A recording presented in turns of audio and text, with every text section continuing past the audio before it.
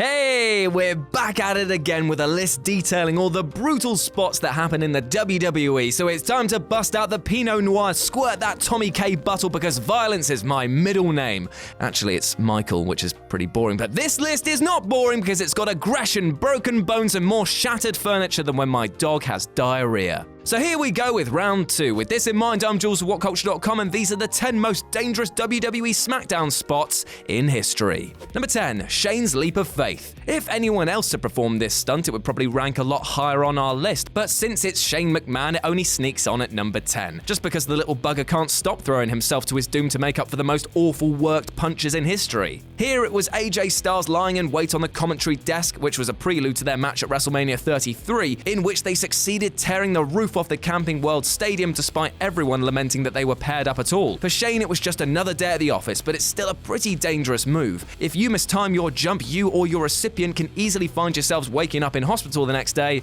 or not at all. Number 9, Gravity Forgets Neville.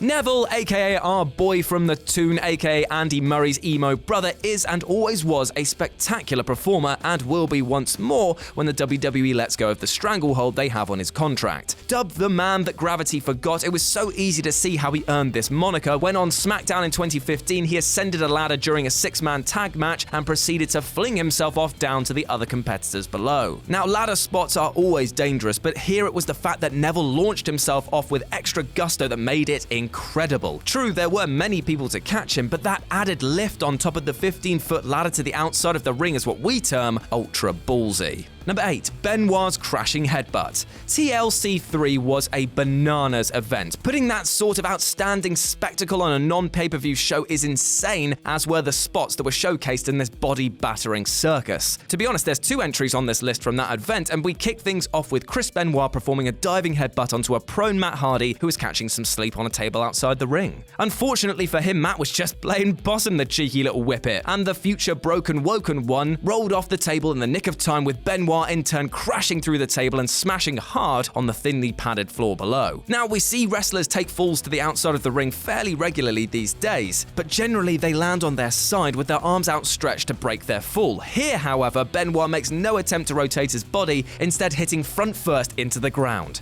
Ouch. Number 7, Spike Dudley gets some air. Much of Spike Dudley's wrestling success, he probably won't mind us saying, owed to the fact that he was both small enough to be wantonly thrown around the air at great speed and crazy enough to volunteer being wantonly thrown around through the air at great speed. This ability was made use of, for example, during his 2001 feud with brothers Bubba Ray Dudley and Devon, who turned on the runt of the litter when he became romantically involved with Molly Holly, a woman only guilty of being related to Hardcore and Crash. On one episode of SmackDown, they picked up Spike inside the ring and launched him over the ropes. The height he managed to get was pretty incredible and forced him through a well-placed table just beneath the entrance ramp. WWE producers were so fond of this spot that they actually tried to repeat it blow for blow a couple of years later on Raw. This time, however, La Resistance failed to achieve the requisite height, with poor Spike clipping his head on the side of the table as a result. Ouch, times 2. Number 6, 10-star frog splash. Eddie Guerrero's maiden title win in 2004 meant the world to him and his family, and yet, when presented with a clear and obvious opportunity to win it back from JBL later on in the year, he decided to throw himself off of the cage wall and back into the ring instead. Sailing off of the steel cage to the center of the ring and landing it was an insane sight to see. In most cases, the crowd would expect the recipient of the move to roll out of the way, but JBL ate the splash, and it did not look tasty to chew on. JBL did go on to win the match, but Eddie had already won the crowd with this move. Not that that was really needed, for lack of better words, he was f***ing outstanding.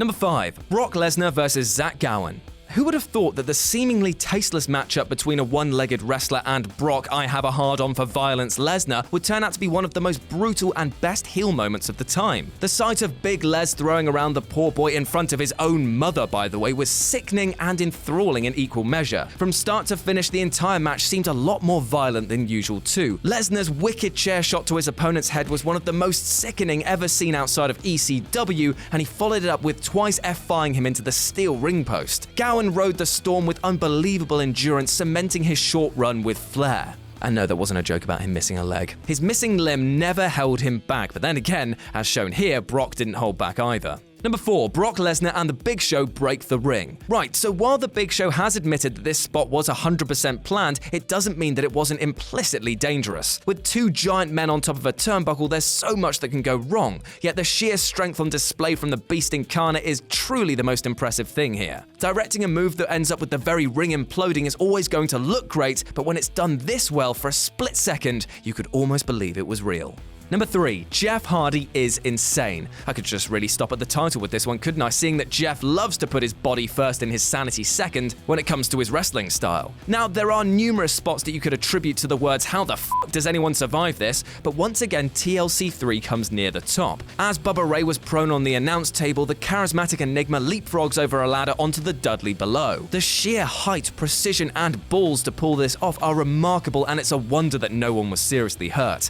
And it looked f***ing ace as well. Number 2, JBL takes a bell to the face. Now, JBL is known as being a bell end, but he definitely tasted the end of a bell in his match with Batista, when the two squared off in 2005 on an episode on SmackDown. Michael Cole kept on saying the rope is a weapon in and of itself. He was doing this to explain the fact that Big Dave insisted on using the rope as a makeshift whip instead of just clocking his opponent around the head with the extremely heavy bell attached to the end of it. Of course, the real reason he couldn't start throwing us around is because getting a solid lump of steel smashed into your face would always do serious damage, hence why Triple H always covers the end of his sledgehammer with his spare hand. The more you know. But JBL found this out the hard way, because Batista's whipping caused the bell to swing right under the wrestling god's midsection before bouncing up hard into his nose, which immediately began spraying blood. Now, you guys out there might not like the former APA man, but he deserves enormous respect for finishing the match after suffering such a nasty hit.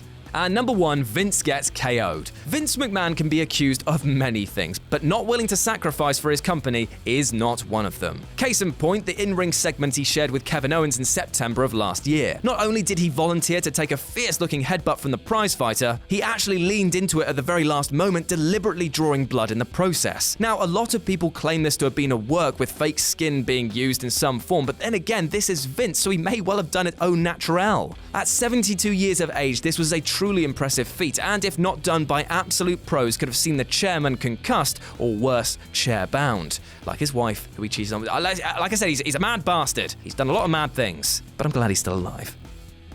Hey guys, thanks for making it to the end of the video. Aren't you a star? Don't forget to subscribe below, and also the people who made this video, they're right here, so go and follow them and give them some love. If you want to see more content, there's probably some stuff flowing up above my head. Why not check it out? It could be fun.